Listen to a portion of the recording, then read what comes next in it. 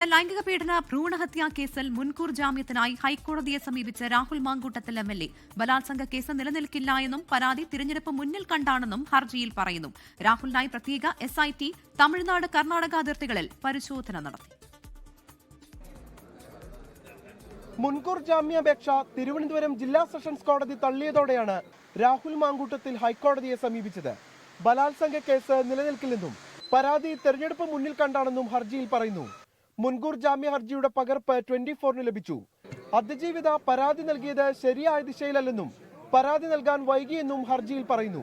അന്വേഷണവുമായി താൻ സഹകരിക്കും, അറസ്റ്റ് തടയണമെന്നും മുൻകൂർ ജാമ്യ ഹർജിയിൽ രാഹുൽ ആവശ്യപ്പെട്ടു. രാഹുൽ മംഗലാപുരം കേന്ദ്രീകരിച്ച് ഒളിവിൽ കഴിയുന്നതായാണ് അന്വേഷണ സംഘം കരുതുന്നത്. തമിഴ്നാട് കർണാടക അതിർത്തികളിൽ പോലീസ് പരിശോധന നടത്തി. വയനാട്ടിലെ മുത്തങ്ങ, ബാവലി, തോൾപ്പെട്ടി, താളൂർ ഉൾപ്പെടെയുള്ള ചെക്ക് പോസ്റ്റുകളിലാണ് പരിശോധന നടന്നത്. രാഹുലിന്റെ സഹായിയെയും ഡ്രൈവറെയും SIT കസ്റ്റഡിയിലെടുത്തതായി സൂചനയുണ്ട്. ഇവരെ പാലക്കാട്ടെത്തിച്ച് തെളിവെടുത്തേക്കുമെന്നാണ് വിവരം. ഇതിനിടെ അന്വേഷണ സംഘത്തെ കബളിപ്പിക്കാൻ ദൃശ്യം മാതൃകയിൽ മൊബൈൽ ഫോൺ കൈമാറിയതായും SITക്ക് സംശയമുണ്ട്. നേതൃത്വമാകെ തള്ളിപ്പറഞ്ഞെങ്കിലും പതിവ് പോലെ രാഹുലിന്റെ പാലക്കാട്ടെ MLA ഓഫീസ് തുറന്നു പ്രവർത്തിക്കുന്നുണ്ട്. SITയുടെ കൺവെട്ടത്തുണ്ടെന്ന് പറയുമ്പോഴും കാണാമറയത്താണ് രാഹുൽ. കർണാടകയുമായി അതിർത്തി പങ്കിടുന്ന ജില്ലകളിലെ കോടതികളിൽ കീഴടങ്ങിയേക്കുമെന്ന അഭ്യൂഹവും ശക്തമാണ്.